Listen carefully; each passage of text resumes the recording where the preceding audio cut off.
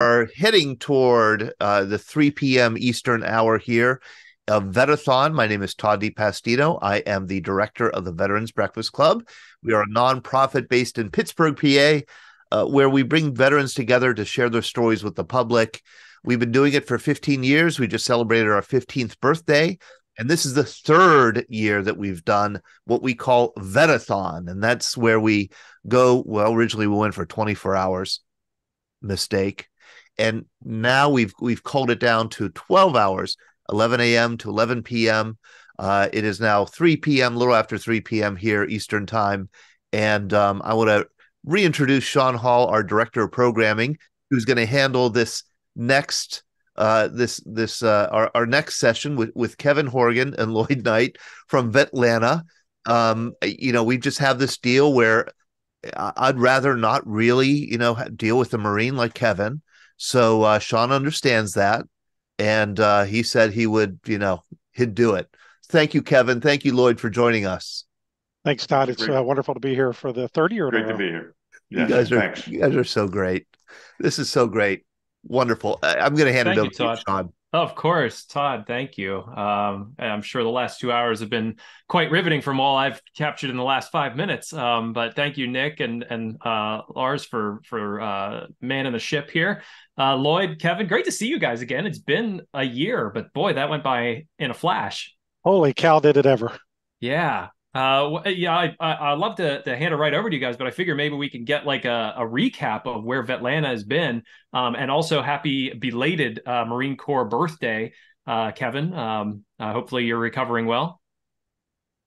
Oh yeah, definitely. It's just every day is like the Marine Corps birthday for me.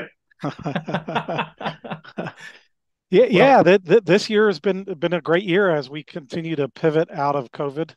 In a post-COVID environment.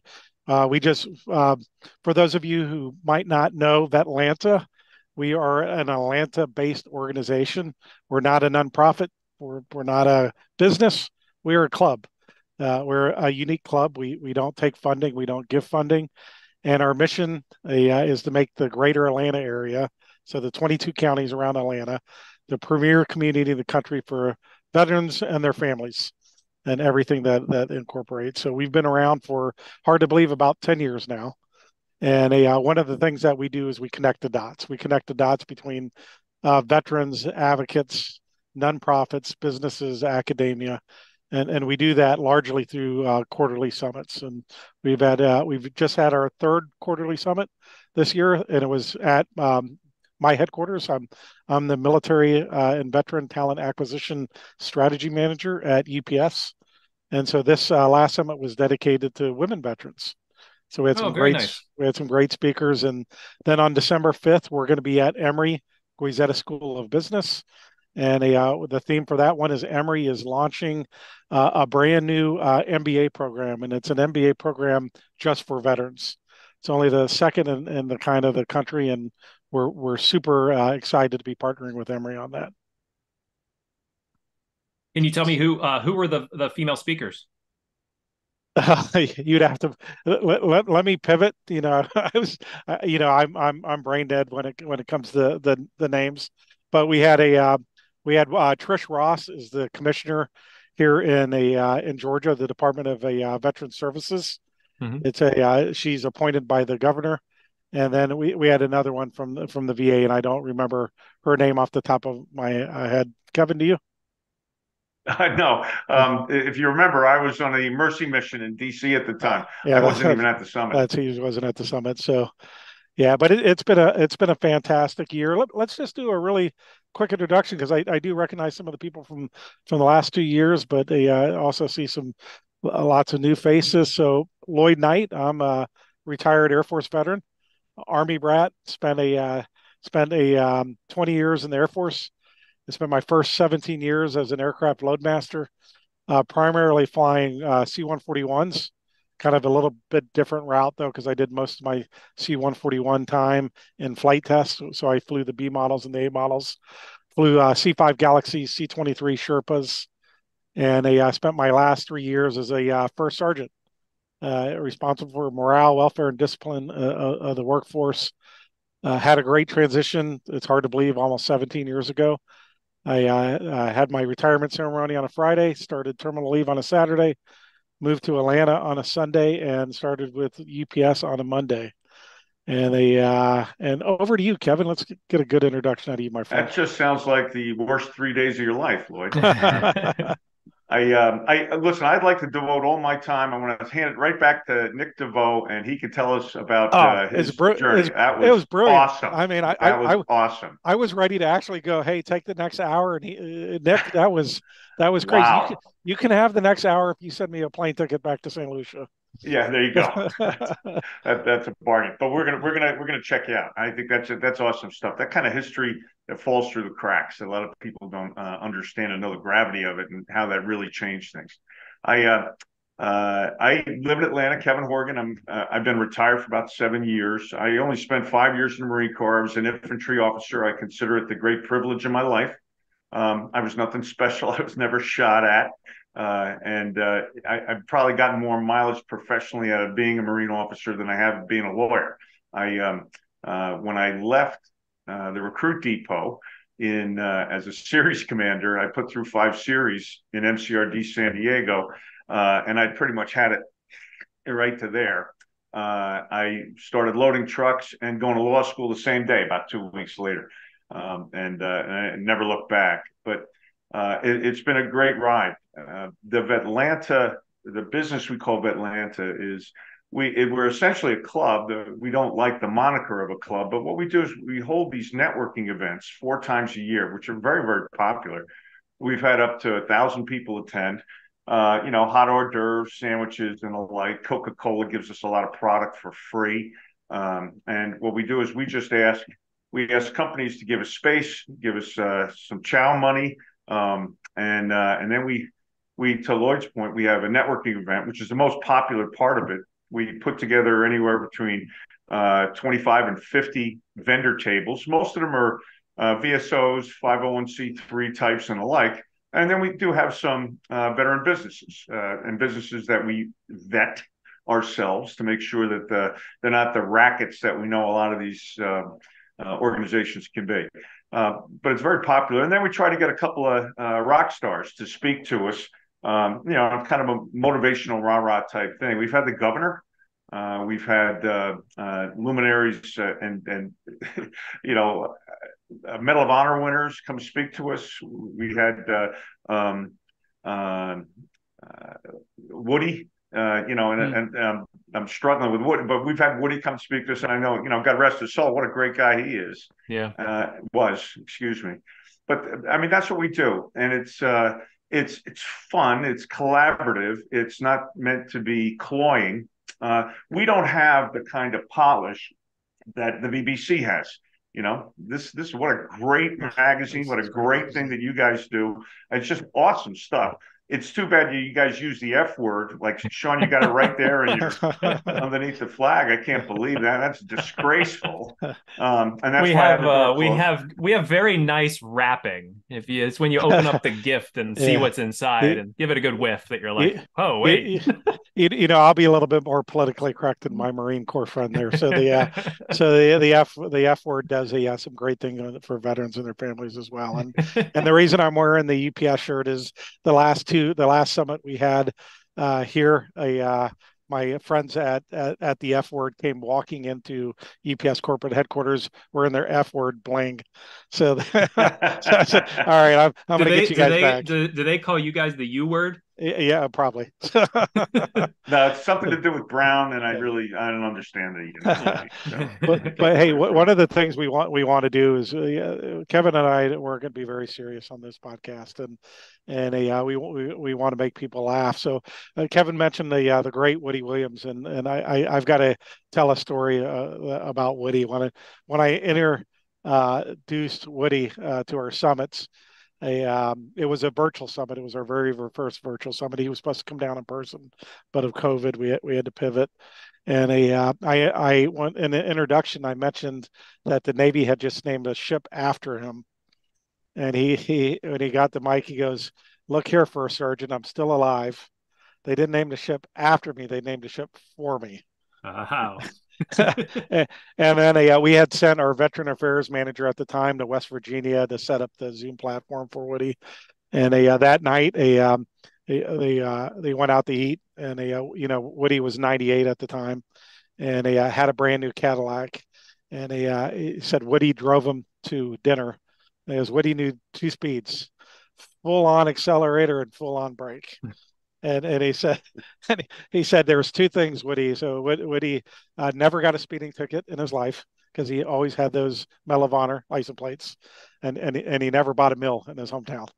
So then everybody knew Woody. He was, I think, like 5'3" or 5'4", but a personality of a giant. So yeah, pretty wonderful. We were very lucky to have him come on one of our programs, and I was even able to meet a Medal of Honor recipient at an event that we held here in Pittsburgh at Soldiers and Sailors. And maybe I'm alone. Correct me if I'm wrong. I'm a civilian, I'm not a veteran, but it's really hard, especially when a Medal of Honor recipient is standing in front of you wearing the medal. It's very hard for you not to feel a little like awestruck. Oh yeah, totally. They're rock stars. We were blessed. David Bellavia came to the and spent a couple days with us before COVID, and David is absolutely remarkable. And David does a lot of the Medal of Honor recipients wear a false medal and a replica, and David travels with his real medal, and then he takes it off and hands it to everybody. And he tried to hand it to me, and I was like, whoa, whoa. For some reason I was like, I didn't want to touch it, but that's like holding up the Stanley Cup and you never played a game in the cup final. Yeah, exactly. And he was remarkable, well-spoken, polite, just a gentleman.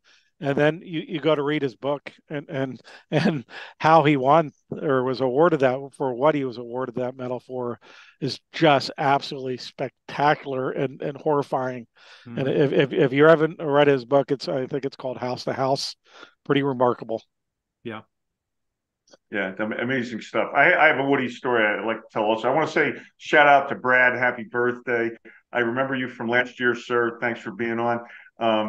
My story is unlike Lloyd's story. My story is actually true, and it happened this way.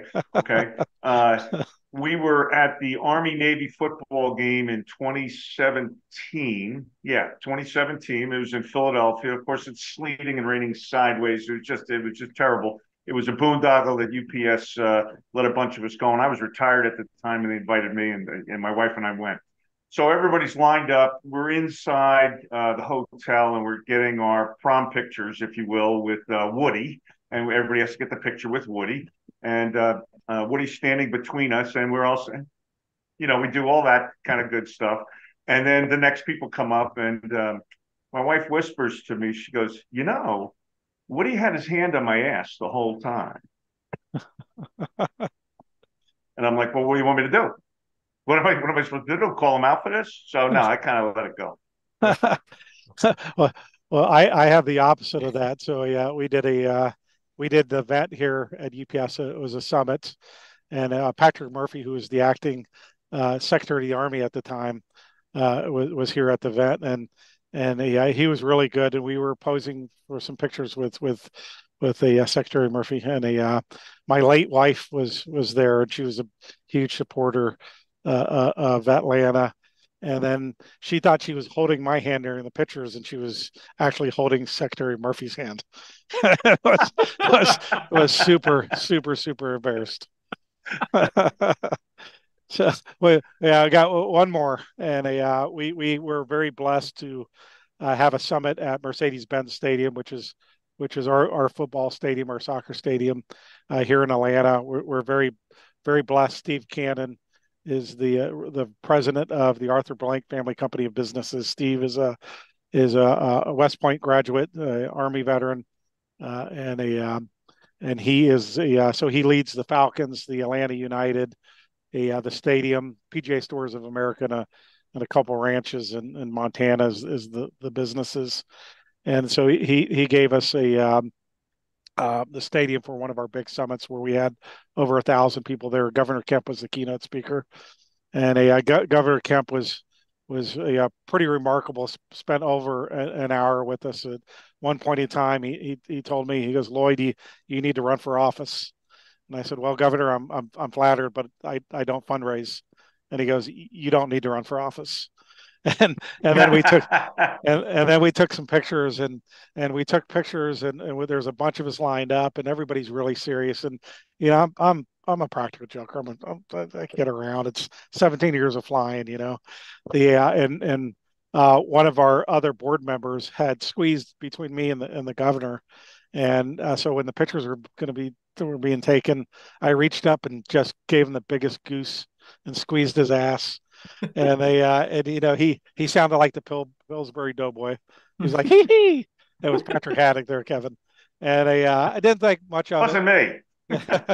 I didn't think much of it. And then, like 3 days later, what I didn't realize, there was a camera off to the side as well.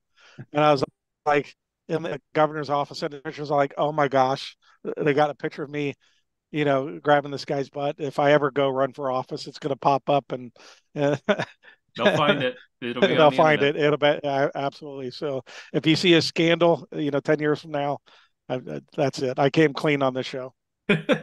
Kevin, can you talk a bit about, I feel like there's Vets Talk behind you, which I don't know how that's run. I'd love to hear more. But you also, is that a new poster behind your left shoulder? Oh, well, thank you so much for bringing that up. My favorite subject. This is my new book. This is my fourth book. The first two books were Civil War historical novels. You can check it out on kevinhorganbooks.com, or you just go to Amazon and Kevin Horgan Books, and they'll come up. My third book was just a novel based upon Desert Storm veterans. And this one is a compilation of tales and poems, don't laugh, about roots, revenge, and redemption. And it also contains about 20% of the book contains my first person true account of attending the New York Yankee men's fantasy baseball camp last January. Now, I know I look very young and athletic. I understand. I'm not. I'm 65 and a hot mess. But I went anyway. I went with my kid brothers, about 9 years younger than me. And it was the most wonderful, miserable week of my life. But it was a lot of laughs. We had a lot of fun. And I was the only one that didn't have to go see the trainer every day on our team. And we were talking about the walking wounded. But if you like baseball and you can still walk, you got to do it. If the Yankees aren't your team, all the pro sports teams have kind of a fantasy camp. But the Yankees do it first class. It just and how'd that end up in your book there, Kevin? If you want to let the Oh yeah, well, I mean, people like Lloyd and my sons and friends just say, hey, listen, your fiction work, whether it's historical or not historical, is fine and dandy. I think it's great, but the first person account was it's fun, it's funny. So you can blame Lloyd. Yeah, it's absolutely hilarious. So he wrote a blog on it, and every time he posted an episode of the blog, it was the highlight of my day. Very funny. Is there anything PG-13 rated in the new book that you could give us a small reading of? You know what? Or do you pay by the word? PG. I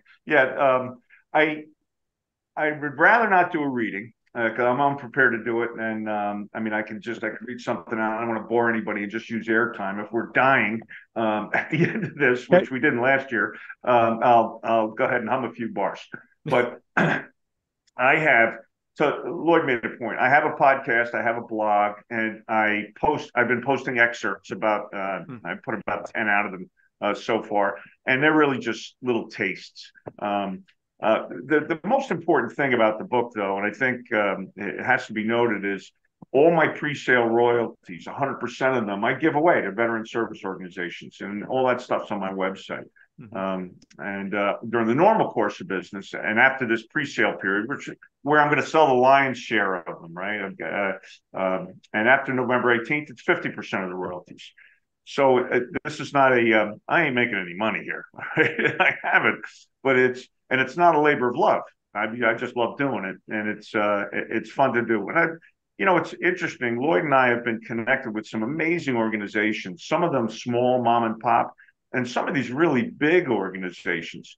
are very well run, very professional, very sincere in their work. Now, we know, and we've met with groups that are, shall we say, less than sincere in their motivations, and they take what is a good idea, turn it into a charity, and then it becomes a racket.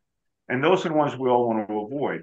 But one of the biggest ones, and I got to mention this, is Tunnel to Towers. I don't know if anybody's associated with any of those folks, but I Tunnel to Towers people they're just awesome, and they're sitting on a huge cachet of money right now, and they're doing wonderful things. In Houston this past week, they put up a homeless veterans hotel. They literally bought the hotel, and they got the zoning for it, and they're going to be able to put about 130 veterans in their own rooms with kitchenettes, and medical facilities on site. I mean, they really have they got it together. They've given out, I don't know, between 50 or 70 smart homes and homes to Gold Star families, police officers have fallen, and military veterans, and of course, wounded heroes.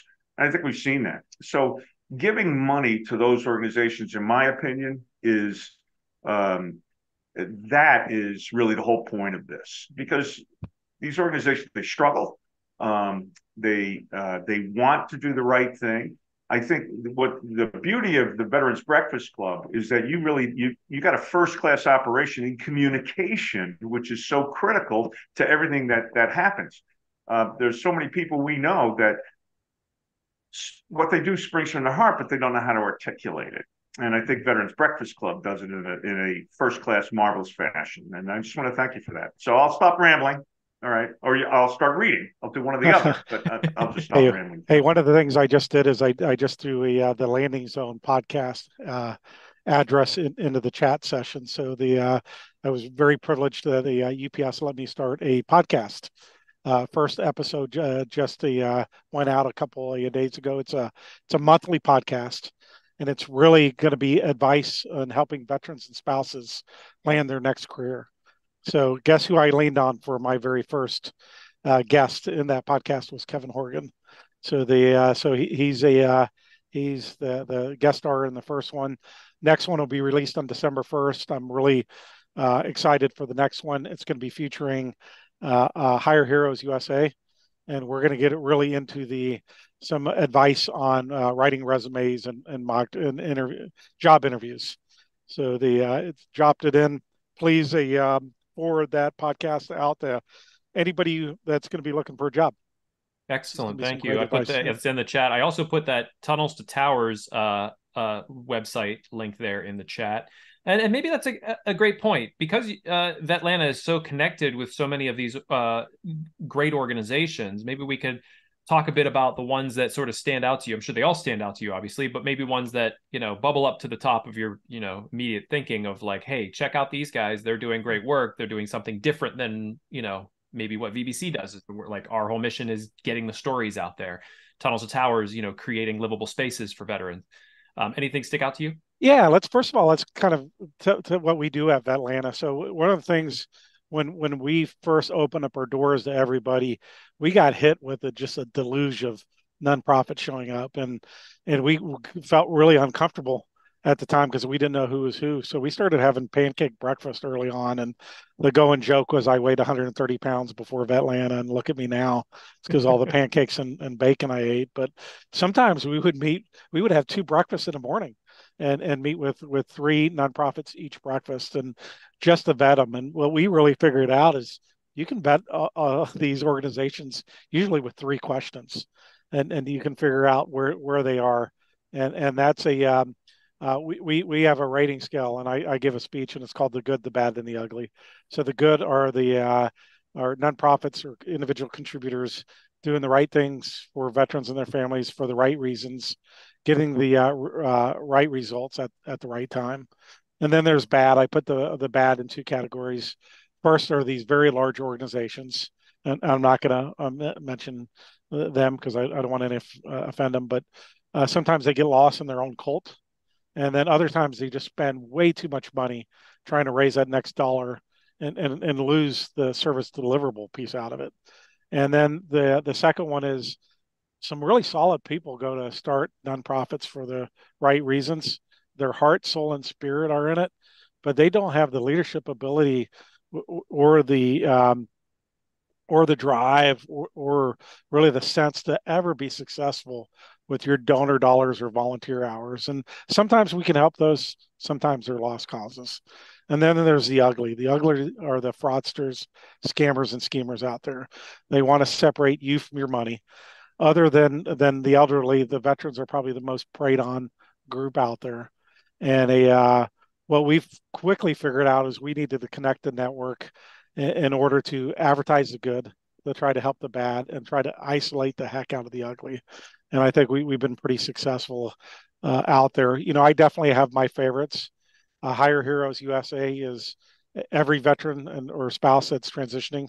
I send them to Hire Heroes USA. I love 4Block, which is an organization that helps veterans that have transitioned out of the military into academia. Now it's 2, 3, 4, 5 years down the road, and it's time to transition back into the workforce. And so they provide some assistance with them. Travis Manion is very dear, and the foundation is very near and dear to my heart. My late wife was a huge supporter of the Travis Manion Foundation, and I have about 10 that I really, really, really like, and I'm going to hand it over to Kevin because I know he's got some additional ones. Well, I'm not going to add to anything that Lloyd said about that because it's so well said. The organizations that I like to give to now are not the heavy hitters, the great ones that Lloyd brought up, but they're local to here, to the ATL area. And I'm not. Here's my cop out. I was trying to get to my website so I can look and read it up because I listed them there because I've been doing it for 10 years plus, but. Check out the website if you like, and I could send a link to it. And I have a whole charity and VSO foundations page there that lists the organizations.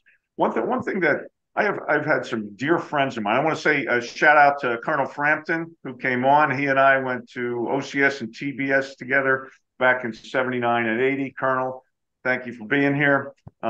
Please keep him on mute. All right. I don't want him contradicting a thing I say.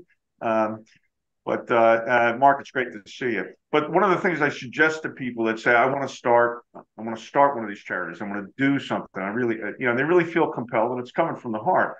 I say, listen, don't start your own.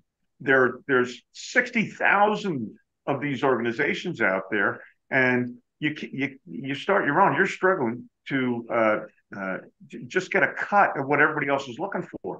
Find one that's close to your heart and your home that shares your values, your personal values, your family values. Find one and run with it. You'll learn so much more about how to do it. And then if you really feel inclined to do something, go right ahead.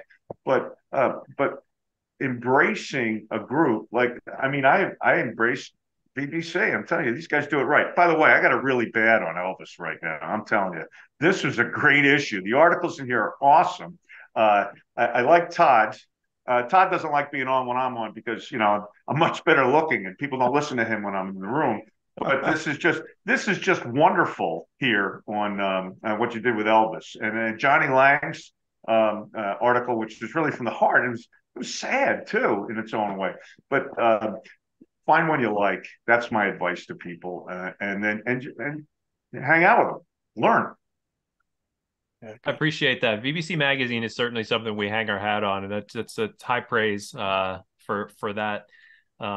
It's a labor, not even a labor of love. I think Todd loves writing, so it's something that he pours his heart into, and it shows on the page. So thank you for that. Well, his book is amazing, and he was kind enough to send me a couple copies. It was my favorite gift book for the last couple of Christmases to my brothers and brothers-in-law because it was just a wonderful book, and it was breezy, read like a novel, and it's a piece of history like Nick DeVoe's presentation. It's a piece of history nobody knows about. That's it. Bill Malden, the artist, the cartoonist, so. We all were influenced by that work, even if we were a generation behind them. But that's great stuff. It's great work. All right. Hey, speaking of books, should I tell my book story there, Kevin? Well, of course you must. Do you have a copy of it with you? No, actually, I Ah, do. yes. Look at here. So, it's called Night Oh, Work, my unfinished journey of Atlanta. And oh, excellent. you got to tell everybody this story. So my wife of almost 34 years passed away about 2.5 years ago, and I was always had friends, but never needed friends because my best friend was by my side since I was 17. But when she passed away, my friends from Atlanta were including Kevin, were there for me in a very big way. And so I promised, like, hey, I'm going to really start spending more time and taking care of some friendships. And one week in December, I went to breakfast with three different friends, breakfast and lunch that week. None of them were connected, and they all three told me I needed to write a book. And I was like, holy cow! And all three friends were believers. I'm like, this is a sign from God. So I'm gonna go. I'm gonna see what I can do. I'm gonna write 15 pages, and I'm gonna give it to the meanest person I know. That knows what he's doing in writing, and everybody knows who that is. That's Kevin Horgan. And so I expected to give it to Kevin and him laugh and go get back to work, Forrest Gump. And he said it's phenomenal. Keep going, and he gave me some praise. And crazy thing was I wrote the book in 3 weeks, and then I thought I was done. I was going to spread my late wife's ashes, and I for some reason I wanted to get the last chapter done. So I got it, and then I sent it emailed it to Kevin, and in case my plane crashed or something, because I spread her ashes in the Caribbean.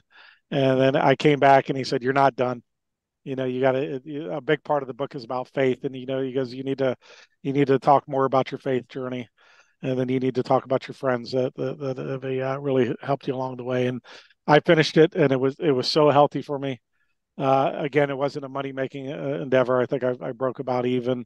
Learn a lot in the book. I learned never to trust your editor. So, because I had about a page full of mistakes in it. But when I go to write the second one, I'm going to reach it back out to Kevin and for advice and encouragement. And then I'm going to hire a much better editor this next time around. Well, hey, listen, Lloyd, it was good. And I'll tell you a couple of reasons why I think it was good. And a lot of people, they give me material. People have asked me to ghost books, because I like to write. But the thing is with mistakes in books, even with the good editors, there's mistakes in every single book. It just happens. It just, call it gremlins in the machine. It doesn't really matter. So, but the beauty of what Lloyd did, and it was, I'm not trying to say what he was trying to say, but it was cathartic for him to write that down, and it is for all of us in certain moments of our lives where we're bursting and we just have to say it. But what was impressive about it in a clinical sense is that it was measured, it was well written, the punctuation, spelling, mechanics, syntax, all of it was spot on. So it wasn't just rambling. Like a manifesto or some silliness like that. This is from the heart and the head. It's a great history. It's a great tribute to his late wife and our great friend Suzanne. And everyone should consider doing something like that. Now, allow me to pivot if I can. Colonel Mark Frampton, United States Marine Corps, hoorah, is on. We got him on mute right now. I had a project that's kind of a dormant phase called Core to Corporate, where I corralled a bunch of old friends, liars, drinkers, lovers, all that kind of stuff, Marines. and corralled them, yeah, and into give me a story, give me an anecdote in writing, and we'll publish it. All right, just on a block, just for the heck of it. It was a COVID related thing, we were all under siege and going out for long walks, and wondering when the heck it was all going to end. But Colonel Frampton sent me a couple of dynamite stories, which are really the cornerstone of Core to Corporate, and he sent them out, and I've seen them a couple times over the last, it's 40 years. It's more than 40 years. I look just as pretty as I was then. In Mark, he's a little bit on the old side, but you take the good with the bad. The difference between me and him right now is that he takes care of himself, and I'm about 100 pounds more than I was back in 1979. I wear it well, but there you have it. So, Colonel, if you would tell us a little bit about your journey, and how do you your service, lifelong service, and there you have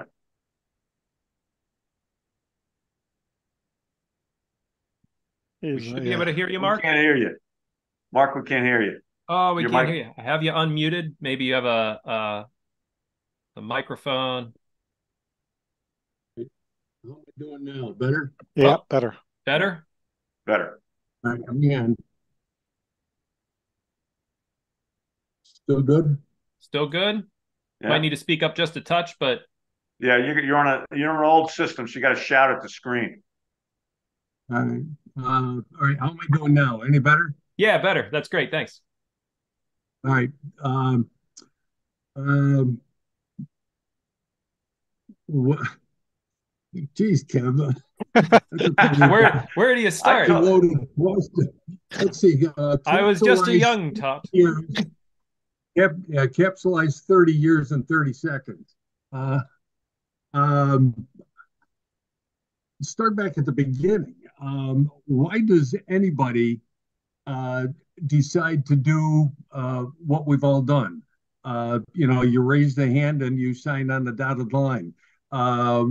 There had to have been something or someone, or maybe a few someones who were inspirational in having you make that decision. For me, there were 4 men in my formative years who were part of that process. I lost my dad when I was 18. It was 1975, still finishing a freshman year in college. And over the next several years, there were 3 or 4 men in my life who kind of were instrumental, influential, call them a fill-in dad of sorts, but they were all former Marines. One was my high school football coach, who was tougher than nails. My uncle was an Okinawa Marine, 1945. And my high school principal, who landed on the beach at Iwo Jima and walked with a limp from a machine gun round that went through his knee, and he walked with that for his entire life. Those 3 men were incredibly influential to me in some pretty tough times when I needed a real father figure, needed a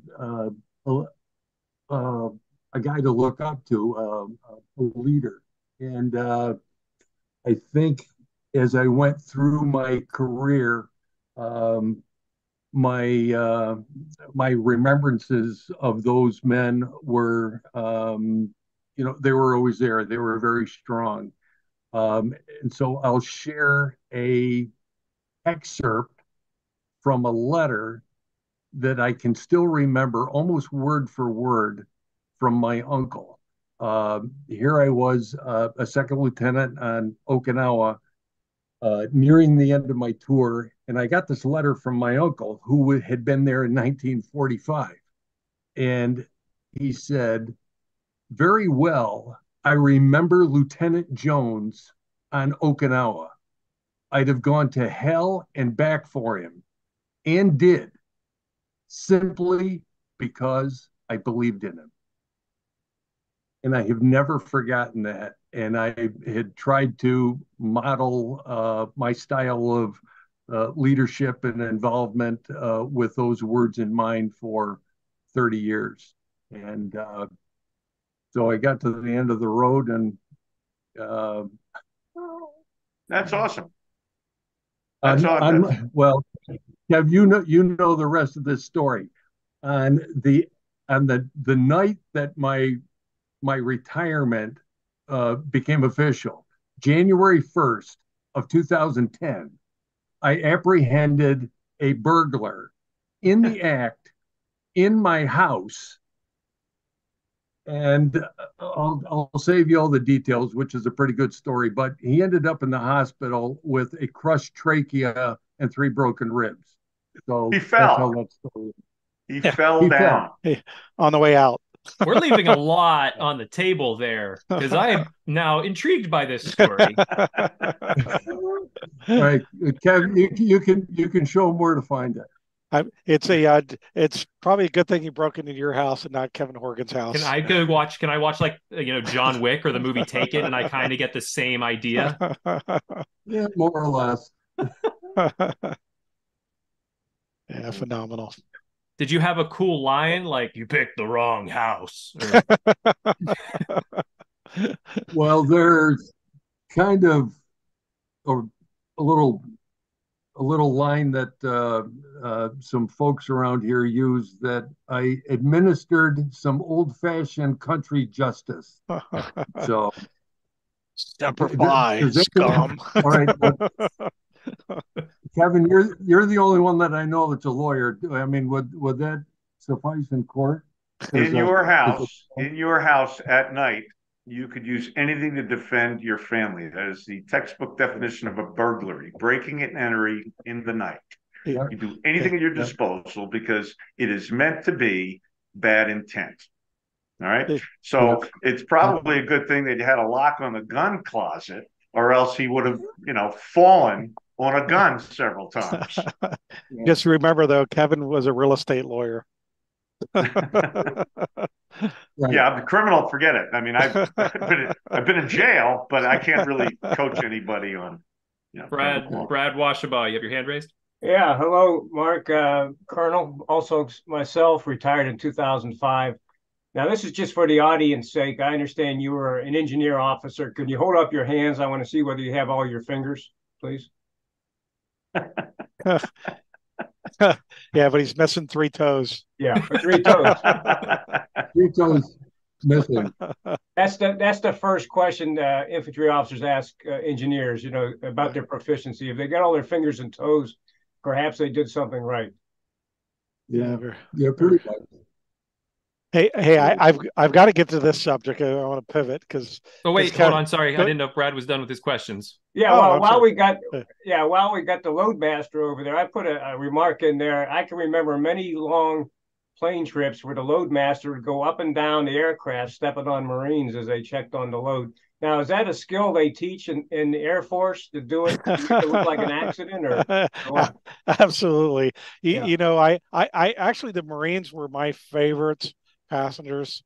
So because you would get the Marines on, and you'd have to count the passengers. So you're counting 1, 2, 3, and then the Marines, usually a gunny would stand up and he'd be like, sit down before you hurt yourself, and like sound off and be like 1 gunny, 2 gunny, and go through. And then you'd have Army passengers, and they would try the same thing, but they could never count to 10. So I ended up counting the passengers. And you get the Air Force. Air Force was the worst. So they were wouldn't sit down in their seats, so I couldn't count them. And the Air Force passengers complained more that it's too hot, it's too cold, it's too dark, it's too light. So I love Marines. Yeah. And Kevin's heard me say this 100 times. Never had much use for Marines when I was in the Air Force, but man, I love Marines now. Because you guys make it happen. It's not the way I would do it, but I give Kevin something to do, and then not only step out of the way, but turn my head. Yeah, we're going to get it done. There may be some collateral damage, but we're going to get it done. Absolutely. Yeah, very cool. So yeah, thanks, Brad. Thanks for the question. Yeah, Loadmaster was an incredible job. It was a pretty phenomenal. The 141 was could be challenging when you would have the center line seats. Yeah. And I remember having your oxygen tank and your helmet bag and your parachutes and trying to walk from the back of the airplane to the front, and you would have to step on people. So and then my oldest son, what does he do?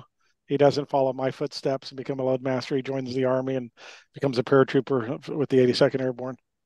So yeah, the AI. But one of the things that I wanted to ask Kevin, and we tried to do this the first 2 years, is Kevin, what is your favorite military movie? Well, that's hard for me to, because I don't really put a lot of thought into it. I actually wrote down about 30 different movies here. I know it's ridiculous, but, Lloyd is, as president of our club, he gives me a variety of assignments. And for some reason, I just drop everything and do it. I just, I guess it's the sincerity of what he's doing. I have some favorites, and I think they're all debatable. But one of my favorites is actually my favorite movie, not just favorite military movie. And I think the premise of all these movies is all war movies are anti-war, right? I mean, you see people review them and they say, well, it's an anti-war movie. It's like nobody's for it. They're all against it because, people are dying. But my favorite all time is probably Paths of Glory, 1957, black and white. It was Stanley Kubrick's first feature film, starring Kirk Douglas, who financed a big piece of it. And it's a wonderful, wonderful movie in so many respects. Adolph Menjou and several other great names of the era. It's just great stuff. But recently there have been a couple of great movies on, and I got to read it.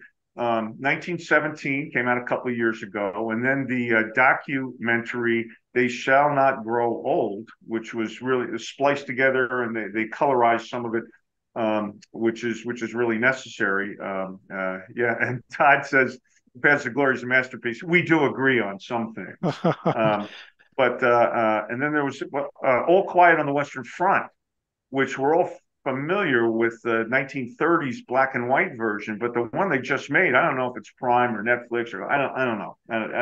All that stuff's a mystery to me. But I managed to figure it out. But that one was extraordinarily good, and the book itself, which we've all read and forgotten much about, that movie is just jarring in every respect. So yeah, if I had to pick. Yeah, those are good. For an older movie, my favorite is Sergeant York. So I was a huge fan of Gary Cooper. Loved the movie. Really read a lot of books about Alvin York. I'm from Kentucky, so was pretty neat. So really like that one. Band of Brothers probably, and I was watching it right before I left Sarah's house to come over here. So really loved Band of Brothers. Mark or Donnie Wahlberg's character in that, being a first sergeant. Love his character. I got Kevin hooked me up with the Kirhe Military Museum, with here in Georgia, and I got to go give a speech there just a couple weeks ago, and I wanted to see the mountain, 3 up, 3 down, and I knew that was going to be tough, and I leave like my house at 5 o'clock in the morning. I'm driving a couple hours to get up there, and the sun's just rising as I'm coming into the town, and I look up. I was like, "Holy cow!" What they didn't say is it's 3 up, right, and then 3 down. I did not expect that mountain to be as steep as it was. So, yeah, very cool. What about you, Sean? You guys would make fun of me, but there are certain ones, Kevin, that you mentioned that I still need to see, and I'm in the trenches now with a newborn and a 3-year-old, so my movie watching time is next to nil. But 1917, I need to see the remake of All Quiet on the Western Front. Also, absolutely want to see. But my favorite like war films, Saving Private Ryan was sort of my generation. Just love that movie. Loved Band of Brothers. I was going to ask you what you thought of the Pacific because I haven't had a chance to watch that yet. But Band of Brothers, I have it over on the DVD shelf because it was just so phenomenal. And then Black Hawk Down, I thought was excellent. And it's interesting because on the Scuttlebutt, the podcast that I host, we've done a couple movie review episodes where we sit down and we all get to watch several different war movies, and we get to pick them apart and see what worked, what didn't work, what was real to life, what wasn't. But I'm liking a lot of the stuff that they are coming out for, like the post, like the Generation 9/11, like the Lone Survivor and these different things. They're Hollywoodized, and I realize that. But it's what we're getting as a Hollywood version of any of these stories that are getting made into books. The more popular books that are getting published about this war that they're turning into films. But I need to go back and watch. I even need to go back and honestly watch like Platoon, which I've only seen bits of, and know the famous quotes from, but I've never had a chance to really sit down and absorb that movie. And I will take Paths of Glory with me because for high praise from Kevin and Todd, that's certainly one I have to go back and check out. I was thinking like there should be a movie theater that just presents war movies. Why not? There's so many of them. Let's do it. So I actually didn't like 1917.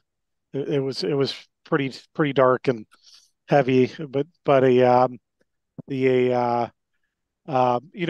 I really liked, and it was very Hollywood. The script probably wasn't great, but the acting was phenomenal. Was Heartbreak Ridge. And that's a great movie. Yeah, Clint Eastwood. It's a comedy, really. When you get down to it, it's a comedy. Dunkirk was, I thought, very intense. Not funny.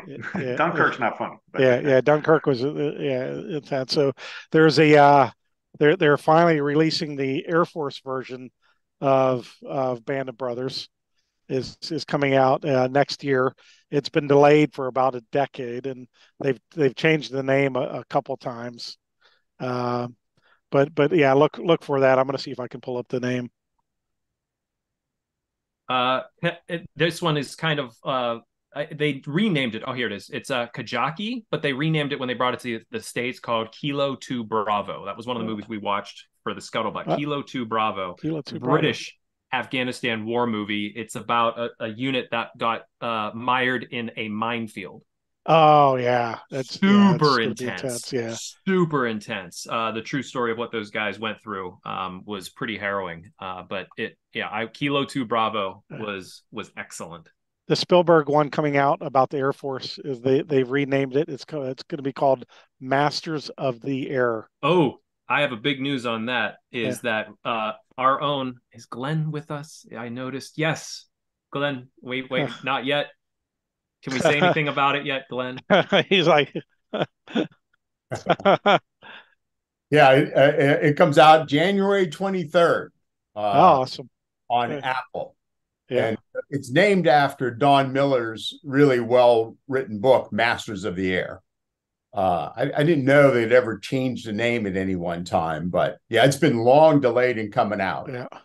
And we're going to run. We have just getting started on the sort of background production of it, but the Veterans Breakfast Club, is going to run a weekly program on Masters of the Air. So when the segment comes out, then 2 or 3 nights later, we're going to have a program with some 8th Air Force vets and some 8th Air Force authors of books on the 8th Air Force. So we're hoping it'll be really interesting and a lot of fun. If anybody has any connections with Tom Hanks or a Spielberg, or invite them to a VBC event, that would be wonderful. I've got his number. You want it? Yeah, sure. Yeah. bring along a blank check as well. Exactly. Yeah, right. And I should take just on the ideas of movies, because documentaries, I think, fall within this. There are some incredible documentaries out there, along with They Should Not Grow Old. But coming up in a couple hours, we will have Daria Summers on. Daria did the documentary Lioness, which was released in 2008. This chronicled the women who fought in Ramadi in Iraq prior to the combat exclusion policy being removed. She has partnered with the VBC to present the Lioness podcast, which we've been doing. We have about 8 episodes out now, with several more planned. But she'll be coming on in a couple hours to talk more about Lioness. We're going to show clips from the documentary, from the bonus reels of the documentary. You can find it on Amazon Prime. I highly recommend watching it, as it's a really amazing set of stories from these women and what they experienced fighting in Iraq. Yeah, very cool. The movie I'd contribute, I put in the chat room, that I think is the best World War II movie ever, and goes right along with Masters of the Air and the 8th Air Force, is 12 O'Clock High. Yeah, it's a good one. Yeah, it it's is. good. Black and white, based on the book. Great story about the in effect, what we now call PTSD that those men went through. I watch it every chance I get. Well, Kevin, Lloyd, I want to thank you both for bringing us the VETLANTA hour here again for the VET-A-THON. It was a pleasure having you both join us again. Yeah, thanks, Sean. I'm off to go squeeze in my tuxedo and going to the Atlanta Freedom Ball tonight, which it's the big gala we do here to support the big parade that we do here every day for Veterans Day. Fantastic. Kevin, where are you off to? I'm off to the kitchen. We have 3 of our grandchildren here, and we're going to make spaghetti. Oh, fun night. I'll be over after the ball, Kevin. Yeah. But for you, it'll be about 2 a.m. But I'll save some for you. Hey, Colonel Frampton, thank you very much for being on, sir. It's always a pleasure. Thanks, Sean. Thanks, everybody. Happy Veterans Day. Thank you, guys. You're welcome.